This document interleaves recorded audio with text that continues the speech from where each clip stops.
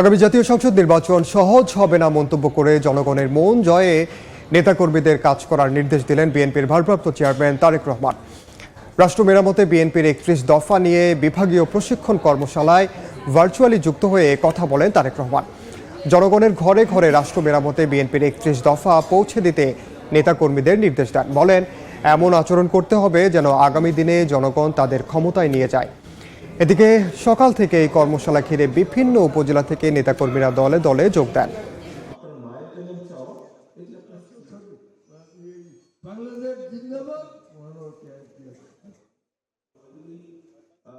৩১ দফা কিন্তু শুধু যে বিএনপির দফা তা না, আমাদের সাথে সমমনা বা যেভাবেই বলি না কেন, আমরা আমাদের সাথে যে রাজনৈতিক দলগুলো ছিলেন, অর্থাৎ বাংলাদেশের পক্ষের সকল গণতান্ত্রিক দলগুলোর চিন্তার ফসলই হচ্ছে এই ৩১ দফা। কিছু কিছু সহকর্মীর মধ্যে ঢুকে গেছে এমন একটা ভাব যে আমরা ক্ষমতায় বোধহয় চলে যাচ্ছি বা চলে গিয়েছি। আমরা ক্ষমতায় যাইনি, আমরা ক্ষমতায় যাব কিনা আমরা জানি না। তখনই আমরা ক্ষমতায় যেতে পারবো যখন আমরা বাংলাদেশের জনগণের সমর্থন পাবো। দিন যত যাচ্ছে তত পরিষ্কার হচ্ছে সামনের যে নির্বাচন এটি এত সহজ না।